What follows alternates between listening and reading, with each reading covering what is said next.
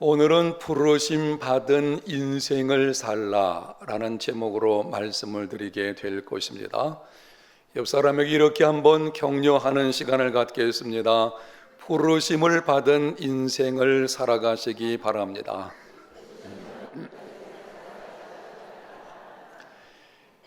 예수님을 믿는 사람들에게는 여러 가지 명칭들이 있습니다. 때로는 직분을 따라서 부르기도 합니다.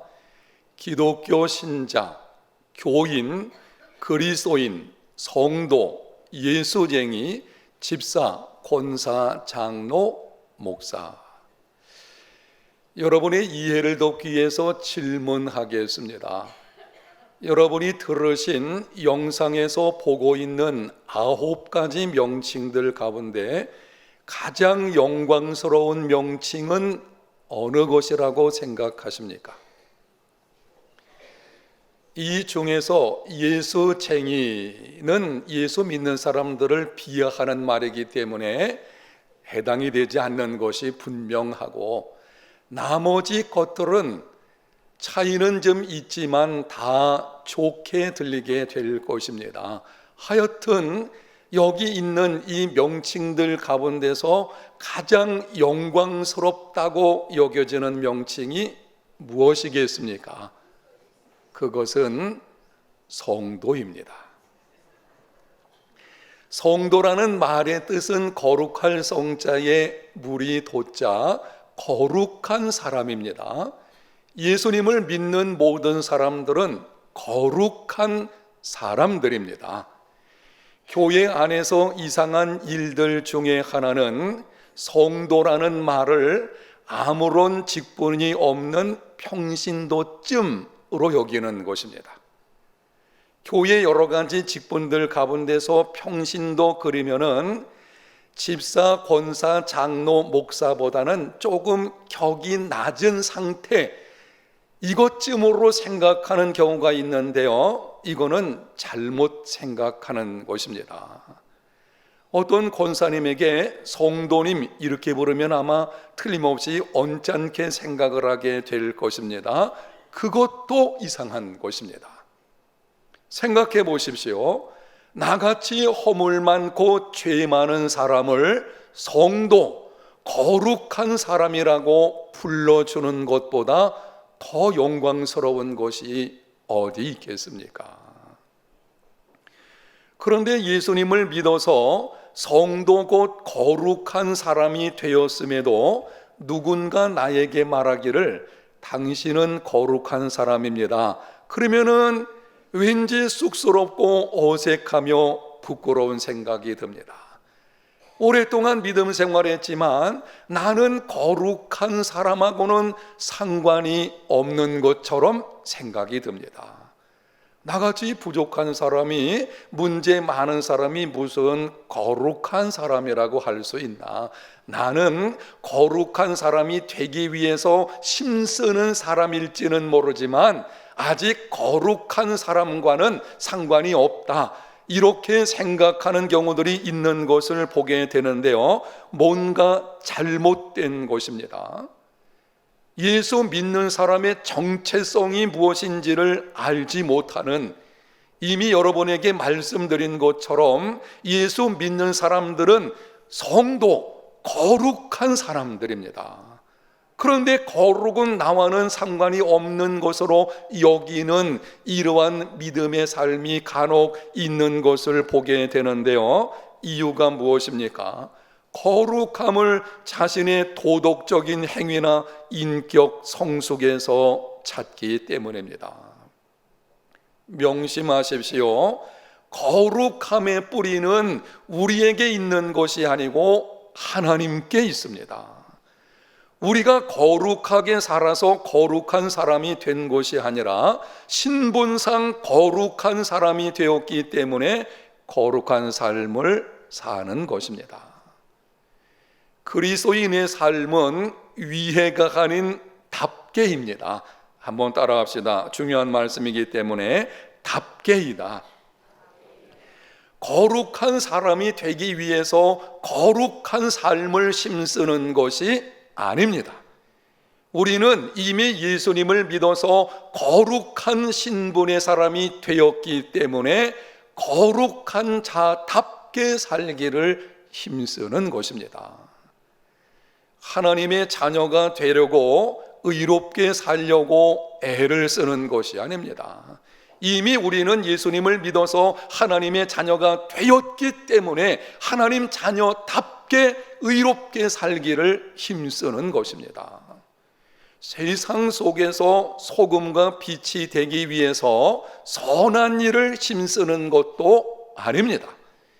우리는 이미 세상의 소금과 빛이라는 이 귀중한 신분을 얻은 사람이 되었기 때문에 소금과 빛답게 사는 삶을 힘쓰는 것입니다. 그리스도인의 삶은 공로의 열매가 아니라 은혜의 결과입니다. 예수님을 믿는 자가 누구인지 오늘 본문 1절에는 이렇게 기록을 합니다. 예수 그리스도의 종이요 야고보의 형제인 유다는 부르심을 받은 자 곧 하나님 아버지 안에서 사랑을 얻고 예수 그리스도를 위하여 지키심을 받은 자에게 편지하노라. 유다서의 기록자인 유다는 육신적인 면에서 예수님의 동생들 중에 한 사람입니다. 그런데 본문을 기록을 할 때에 나는 예수 그리스도의 형제라고 기록하지 않고 예수 그리스도의 종이라, 그리고 다른 형제인 야고보의 형제이다, 이렇게 기록을 하는 것을 보게 됩니다. 자신이 누구인지를 분명히 알고 있는 유다임을 보게 되죠. 그런데 유다는 당시 예수님을 믿는 성도들에게 이 편지를 보내는 것입니다. 예수님을 믿는 성도들, 그들에게 편지를 보내면서 그들이 어떤 사람인지를 기록하기를 부르심을 받은 자라고 합니다. 세상 백성에서 하나님의 백성으로, 세상 나라에서 하나님의 나라로, 사망의 어두움에서 생명의 빛 가운데로 부르심을 받은 자가 그리스도인들입니다. 이해를 돕기 위해서 질문을 하겠습니다. 여러분이 정직하게 자신을 돌아보며 대답을 해 보시기를 바랍니다. 여러분은 예수 그리스도께서 나의 죄를 대신하여 십자가에 죽으시고 3일 만에 부활하신 것을 믿습니까? 여러분은 예수님을 구세주와 주님으로 영접하셨습니까? 그렇다면 여러분은 하나님의 부르심을 받은 자들입니다. 세상 백성에서 하나님의 백성으로, 세상 나라에서 하나님의 나라로, 그리고 사망의 어두움에서 생명의 빛 가운데로 부르심을 받은 자들입니다. 놀라운 것은 하나님께서 우리를 부르시기 위해서 엄청난 계획을 세우고 그리고 그 가운데서 그 일을 이루어 놓으신 것입니다. 창세 전에 우리를 선택을 하셨습니다. 때가 되어 독생자 예수 그리스도를 이 땅에 보내어 십자가에 내어 주심으로 우리 죄를 담당하게 하셨습니다. 성령님을 보내심으로 예수님을 믿는 믿음을 갖게 하시고 그러므로 우리를 부르신 것입니다. 이렇게 엄청난 하나님의 은혜로 말미암아 부르심을 입은 자들이 되었으니 부르심 받은 자답게 부르심 받은 인생을 살아가는 삶이 되시기를 바랍니다. 명심하십시오. 우리는 하나님의 부르심 받기 위해 신앙생활하는 것이 아닙니다. 내가 열심히 노력하고 신앙생활하고 선한 일을 힘쓰고 자기 수양을 좀 애쓰면은 하나님께로부터 특별히 부름받은 자로 내가 세워지게 될 것이다. 아니에요. 이미 우리는 예수님을 믿음으로 말미암아 부름받은 자가 되었으니 부름받은 자답게 사는 삶이 되어야 합니다. 세상에는 두 종류의 인생이 있습니다. 쫓기는 인생이 있고 부르심 받은 인생이 있습니다. 두 인생은 전혀 다릅니다. 출발도 다르고 과정도 다르고 결과도 다릅니다. 지금부터는 여러분들에게 부르심 받은 인생이 어떤 것인지를 말씀을 드리게 될 것입니다. 말씀을 듣는 중에 혹시 지금까지 쫓기는 인생을 살아왔다면 이제는 부르심 받은 인생으로 살겠다고 결단하는 복된 시간이 되시기를 예수님 이름으로 축복합니다. 부르심을 받은 인생은 범사의 하나님으로부터 출발합니다. 출발이 누구에게 있느냐 하는 것이 그 인생을 결정짓는 것입니다. 하나님으로부터 출발한 인생, 부르심 받은 인생이요, 하나님을 떠나서 세상이나 혹은 자기 자신으로부터 출발한 인생, 쫓기는 인생이 되어지는 것입니다. 쫓기는 인생은 모든 것을 나로부터 출발합니다. 나의 필요, 나의 관심, 나의 유익이 우선입니다. 마음과 삶의 중심에 나를 앉혀놓습니다. 내가 유익이 되면 선이고 내게 무익하면 악으로 생각을 합니다. 나의 필요와 유익을 위해서 하나님을 섬깁니다. 심지어는 나에게 유익이 되지 않는다 싶으면 언제든지 교회를 떠나버립니다. 그러다 보니 쫓기는 인생을 살아갑니다. 상황에 쫓기고 재물에 쫓깁니다. 채워지지 않는, 채우고 채워도 채워질 수 없는 욕심에 쫓기는 인생을 살아갑니다. 마음과 삶의 기쁨과 평안이 없습니다. 고난이 찾아오면 낙심하고 불평하고 원망합니다. 좌절하게 되고 절망에 빠지기도 합니다. 그러나 부르심을 받은 인생은 범사의 하나님으로부터 출발합니다. 모든 일들을 하나님의 관점에서 바라봅니다. 마음과 삶의 중심에 하나님을 모십니다.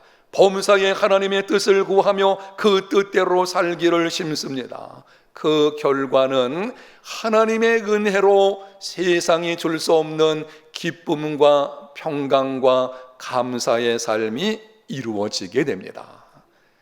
하나님께서 모든 것을 합력하여 선을 이루실 것을 믿음으로 고난 중에서도 인내하며 소망 중에 기뻐하게 됩니다. 이러한 인생이 다 되시기를 축복합니다.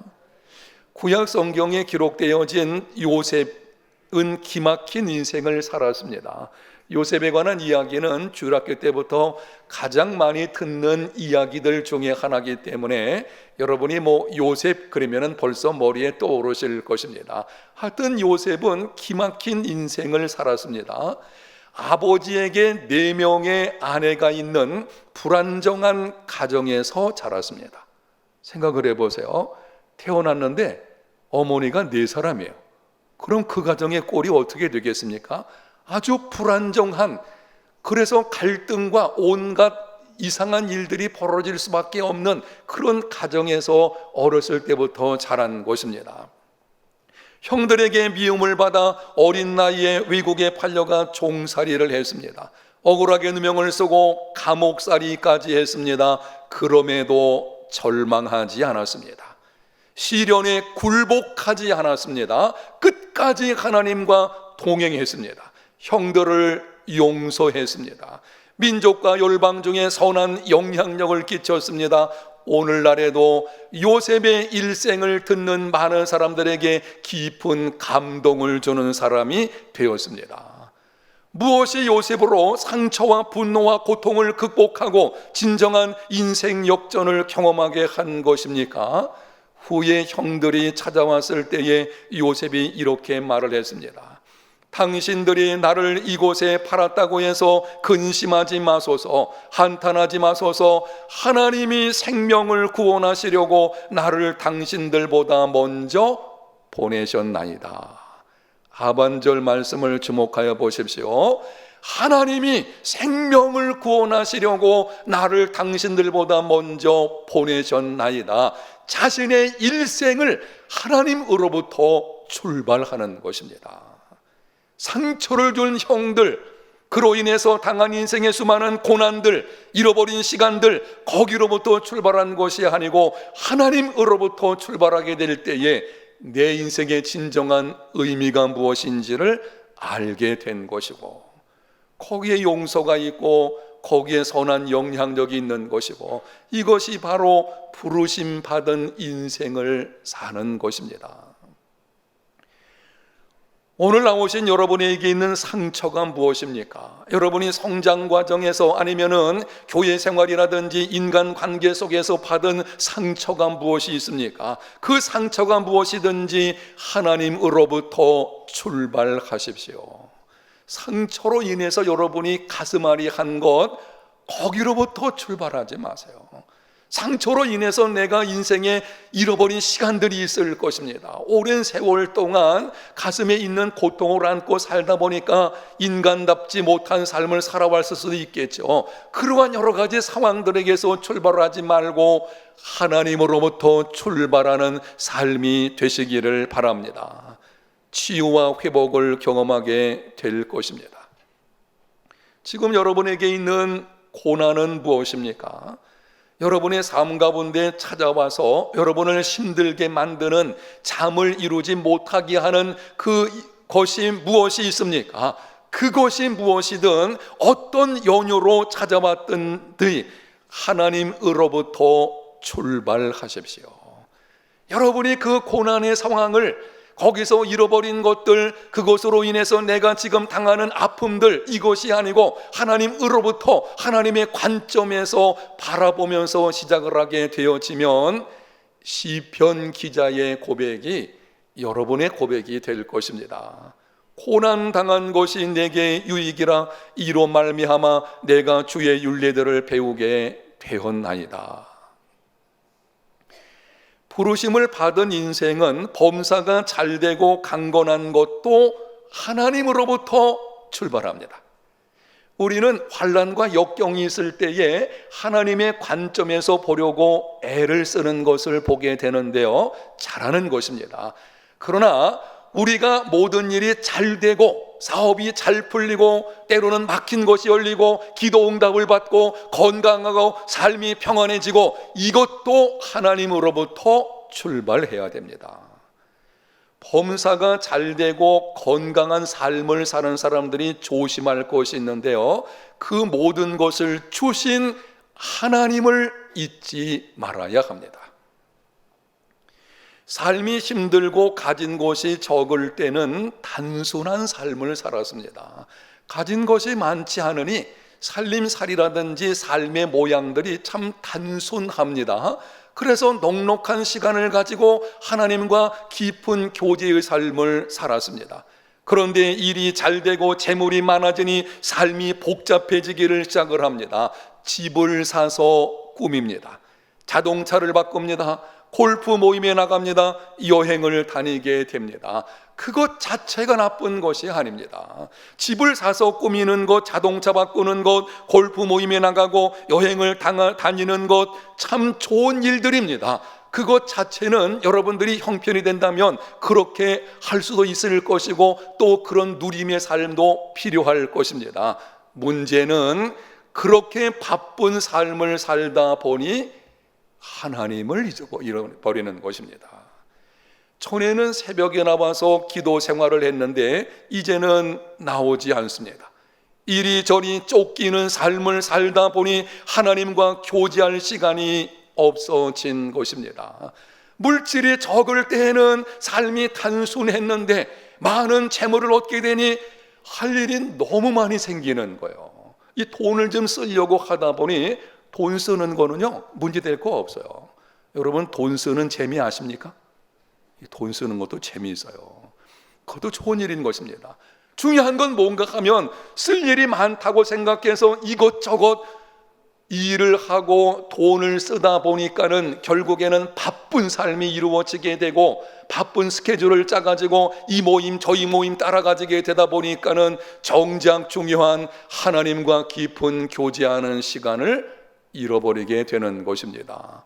이렇게 되면 잘 먹고 잘 살지는 몰라도 그 영혼은 점점 파리해지게 됩니다.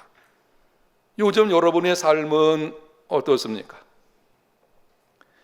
부르심을 받은 인생은 범사가 잘되고 건강하면 하나님께 기도를 합니다. 하나님 아버지, 나같이 부족한 사람에게 이 같은 복을 주신 이유가 무엇입니까? 내게 많은 것을 주셨는데 이것을 가지고 무엇을 하기를 원하십니까? 하나님의 뜻을 내게 알려주시옵소서. 그렇게 기도하고 성령의 도우심으로 하나님의 뜻을 발견하고 사명을 따라 살아가는 삶이 이루어지게 되는 것입니다.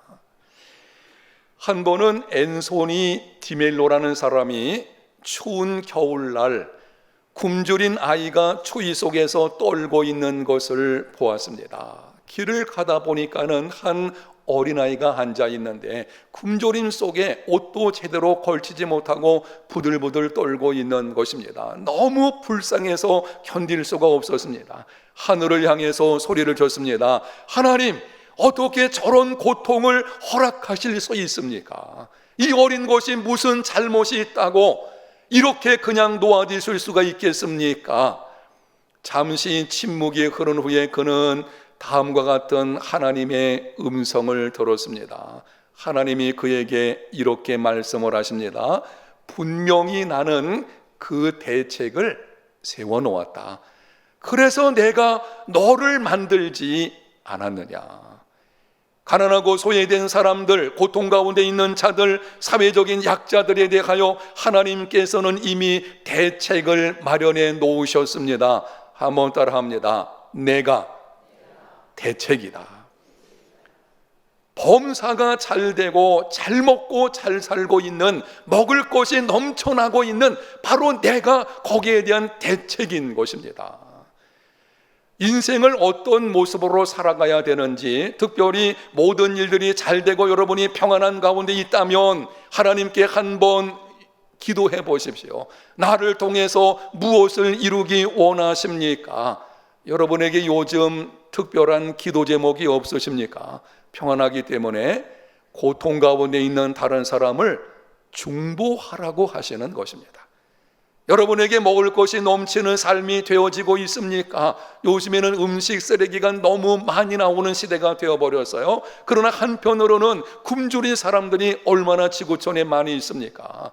하나님께서는 내 삶을 범사가 잘되고 강건하게 하신 것은 바로 그런 뜻에서 바로 나를 대책으로 세우신 것입니다. 나의 삶에서 섬기는 삶, 부르심받은 인생을 살아가는 저와 여러분이 다 되시기를 축복합니다. 1955년 에콰도르에 복음을 전하기 위해서 떠났던 5명의 선교사들이 아우카 인디언들에 의해 참혹하게 살해되었습니다. 이 5명의 선교사들이 어떤 사람들인지 여러분에게 말씀을 드리면은, 짐 엘리엇은 시카고 대학 아마추어 레슬링 챔피언으로 우수한 성적으로 졸업했습니다. 네이트 세인트는 미국 휘튼 대학과 대학원을 수석으로 졸업한 백만장자의 아들입니다. 에드 맥컬리는 MIT 공대의 교수와 학생들이 뽑은 명예스러운 졸업자였습니다. 피터 플레밍은 5개 국어에 능통한 워싱턴 대학을 수석으로 입학해서 수석으로 졸업하고 2개 박사 학위를 가지고 있는 사람이었습니다. 로저 유드리아는 예일 대학을 졸업하고 아이젠하워 대통령의 경원으로 선발될 정도로 우수한 실력을 가진 사람이었습니다. 그러다 보니 이들이 피살되었다는 소식을 들었을 때에 어떤 사람들이 비난했습니다. 그렇게 유능한 젊은이들이 선교지에 가서 그렇게 죽는 것은 인생을 낭비하는 것이 아니냐. 그 유능함을 가지고 다른 쪽에 가서 일을 했다면 더 큰 일을 할 수 있을 것인데, 아니 그 불모지 같은 위험이 있는 선교지에 가서 거기서 선교하려다가 살해를 당한다. 그런 무모한 것이 어디 있느냐. 이런 방식으로 말들이 오가게 된 것입니다. 여러분 생각은 어떻습니까? 이들의 인생이 그렇게 죽은 것에 관해서 과연 낭비인 인생이 됩니까? 피살되기 전에 선교사 중에 한 사람인 짐 엘리엇 선교사가 그의 일기장에 이렇게 기록을 했습니다. 영원한 것을 얻기 위해 영원하지 못한 것을 버리는 것은 결코 어리석은 일이 아니다. 인생을 어떻게 살 것인지 하나님으로부터 출발하십시오. 하나님으로부터 출발하면 영원한 것과 일시적인 것이 무엇인지를 분별하게 될 것이고, 분별하지 못하는 무지함이 문제죠. 어느 것이 더 중요한 것인지 알지 못하는 우리의 무지함이 결국 잘못된 인생으로 이끌어가는 것입니다. 하나님으로부터 출발하게 되면 영원한 것과 일시적인 것이 무엇인지를 분별하게 될 것이고, 영원한 것을 얻기 위해 일시적인 것을 내려놓을 수 있는 지혜로운 사람이 될 것입니다. 거기서 부르심 받은 인생의 삶이 이루어지게 됩니다. 저는 우리 교회 부임할 때에 하나님께 기도했습니다. 하나님 아버지, 우리 해운대 제일교회로 나를 부르신 이유가 무엇인지 말씀해 주십시오.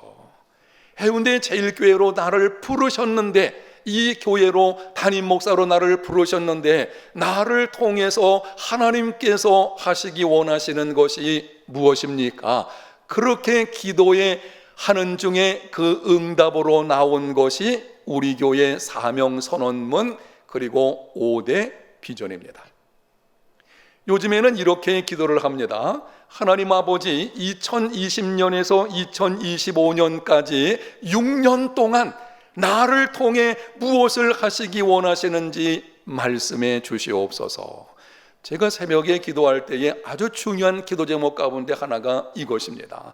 보통 이 7년 중에서 6년을 사역하고 7년 안식년 이런 식으로 하기 때문에 6개년 계획을 좀 세워지게 되죠. 하나님, 앞으로 내년부터 해서 6년 동안 우리 해운대 제일교회 나를 부르셨는데 나를 통해 이루시기 원하시는 것이 무엇입니까?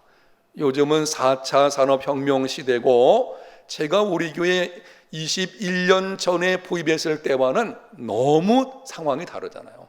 시대가 다르고, 그리고 우리 조국 교회, 우리 한국 교회 상황도 너무 많이 변해 있습니다. 그래서 이런 기도를 하나님께 하게 된 것입니다. 기도하는 중에 성령의 감동하심으로 깨달은 것이 있습니다. 그것이 내년부터 우리 교회 표어가 될 것입니다. 지금은 말씀 안 드리겠습니다. 내년에 들으십시오. 지금 말씀드리면 너무 재미없을까 봐 여러분이 기대감을 가지시고, 하여튼 여러분이 기도하실 때에 저를 위해서도 이렇게 한번 기도해 주십시오. 하나님 아버지, 우리 담임 목사님에게 지혜와 통찰력을 주셔서 하나님이 우리 해운대 제일교회 부르신 바로 그 일을 넉넉히 잘 이루어가는 하나님의 사람이 되게 하여 주옵소서. 여러분이 그렇게 기도해 주시면 참 좋겠습니다. 여러분의 삶은 어떻습니까? 저는 해운대 제일교회 담임 목사로 부름 받았습니다. 그래서 내가 부름 받은 그 목적이 무엇인지를 하나님 붙들고 씨름하는 중에 나름대로 목회 비전을 가지고 일을 이루어가고 있는 것입니다. 여러분들은 어떻습니까? 여러분은 여러분의 가정과 여러분의 직장과 여러분의 사업장으로 부름받은 사람들입니다. 교회 일만 하나님의 일이 아니에요. 여러분이 지금 하고 있는 가정주부로서 가정의 일, 직장에서의 여러분의 일, 그리고 사업장에서 하고 있는 그 모든 일들이 다 하나님의 일인 줄로 믿습니다. 창조주 하나님이시거든요. 세상 모든 영역의 일들은 죄와 관련된 것이 아니면 하나님 그분의 일인 것입니다. 지금 여러분들이 세상 속에서 하나님의 일을 하고 있다는 것입니다. 바로 거기로 하나님이 부르셨어요. 그렇다면 여러분 이렇게 기도해야 될 것입니다. 하나님 아버지, 나를 이 가정으로, 나를 이 직장으로, 나를 이 사업장으로 부르신 목적이 무엇입니까? 나를 통해서 무엇을 이루시기를 원하십니까? 깨닫게 해 주시옵소서. 부르심의 목적을 발견하고 목적이 이끄는 삶이 되시기를 축복합니다. 아무런 목적이 없이 향방이 없는 그저 허공을 때리는 것처럼 이리저리 흔들리는 이런 삶이 되어서는 안 될 것입니다. 세상 풍조를 따라서 여기 기웃하고 저기 기웃하고 그냥 눈에 좋은 대로 여기저기 끌려다니는 그런 인생을 살아서는 안 될 것이고, 이제는 정말 우리가 예수님 믿는 믿음 생활이 어느 정도 되었으니 하나님이 나를 부르신 목적이 무엇인지 여러분이 기도하시면 목적을 알려주시기를 기뻐하시는 하나님, 반드시 성령의 도심으로 깨닫게 될 줄로 믿습니다. 그 목적을 따라 사명이 이끄는, 사명을 이루어가는 부름받은 인생의 삶이 되시기를 바랍니다. 부르심받은 인생을 사는 것은 결코 쉽지 않습니다.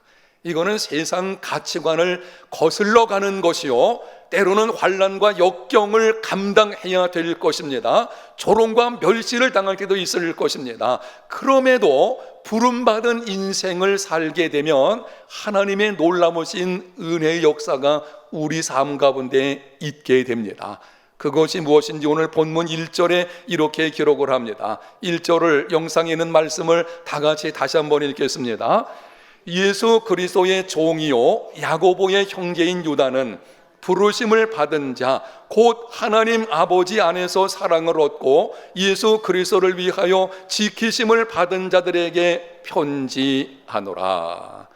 부르심을 받은 자가 어떤 사람인지를 이렇게 기록을 합니다. 곧 하나님 아버지 안에서 사랑을 얻고 예수 그리스도를 위하여 지키심을 받은 자, 두 단어를 주목하십시오. 사랑이라는 단어하고 지키심이라는 단어입니다. 우리는 하나님 아버지의 사랑을 얻고 예수 그리스도를 위하여 지키심을 받은 사람들입니다. 하나님이 우리를 어떻게 사랑하셨습니까? 독생자를 우리에게 내어주시기까지, 그것도 십자가에 내어주시기까지 사랑하셨습니다. 여러분, 그렇다면 우리 삶에 필요한 것들은 반드시 공급해 주실 줄로 믿습니다. 아니, 독생자까지 우리에게 내어주셨는데 우리 삶에 필요한 것들 간구하면 안 들어주시겠습니까? 반드시 하나님께서는 공급해 주실 것입니다. 오늘 말씀에도 보게 되면 하나님 아버지 안에서 사랑을 얻고 이미 얻었다는 거예요. 문제는 그것을 누리는 삶이 되고 있느냐 하는 것입니다. 하나님의 부르심 받은 인생을 살아가시기를 바랍니다. 그리하면 하나님이 공급하시는 것을 경험하는 삶이 이루어지게 될 것입니다. 힘들고 어려워도 하나님이 나를 부르신 바로 그 일을, 사명을 따라 살아가게 되면 하나님의 공급하시는 손길들이 있는데요, 기막힌 손길들이 있어요. 바로 그것을 경험하는 삶이 이루어지는 것이고, 여기에 신앙생활에 재미가 있는 거예요. 신앙생활할 때 묘미는요, 이런 데 있는 것입니다. 기가 막히게 하나님이 채워주시는 거예요. 이것을 경험하는 삶이 되려면 이미 약속으로 주어져 있거든요. 이런 삶을 경험하려면 부르심 받은 인생을 살아가야 합니다. 또한 우리는 예수 그리스도를 위해 지키심을 받은 자들입니다. 하나님께서 우리를 어떻게 지켜주십니까? 때로는 환난에서 건져주심으로 지켜주시고, 때로는 환난을 이겨내게 하심으로 지켜주십니다. 두 가지를 기억하십시오. 건져주심으로 지켜주시고, 이겨내게 하심으로 지켜주시고. 하나님이 때로는 우리를 환난 가운데서 건져주심으로 지켜주십니다. 그런데 때로는 그 환난 가운데 고통이 있지만 그 가운데서 믿음을 잃어버리지 않고 끝까지 믿음으로 승리할 수 있도록 지켜주십니다. 부르심 받은 인생을 살게 되면 이러한 하나님의 보호하심을 경험하는 삶이 이루어지게 될 것입니다. 여러분이 부르심 받은 인생을 살기로 결단하고 하나님께 기도하는 중에 나를 통해 하나님이 이루시기 원하시는 것이 무엇인지 여러분이 발견하고 그것을 따라 살아가는 인생이 되신다면, 때로 힘들고 어려운 일이 있더라도 하나님의 공급하심과 지키심을 경험하게 될 것이고, 이러한 믿음의 삶, 참된 승리의 삶이 다 되시기를 바랍니다. 오늘 하나님께서 우리에게 말씀을 하십니다. 부르심 받은 인생을 살라. 사랑하는 성도 여러분, 이제부터는 이리저리 쫓기는 삶이 아니라 방향이 없이 세상 풍조에 따라서 기웃거리며 끌려가는 인생이 아니라 하나님의 부르심을 받은 인생으로 살아가는 이런 복된 삶이 다 되시기를 예수님 이름으로 축복합니다. 하나님 아버지 감사합니다. 우리 해운대 제일교회 모든 성도들 하나님이 부르심, 그 부르심에 따라 살아가는 진정한 인생의 승리자들이 다 되게 하여 주시옵소서. 범사에 하나님으로부터 출발하는 이런 믿음이 되게 하여 주시고, 그 가운데 주어지는 하나님의 공급하심과 하나님의 지키심을 경험하는 믿음의 삶 되게 해 주옵소서. 예수님 이름으로 기도합니다. 아멘.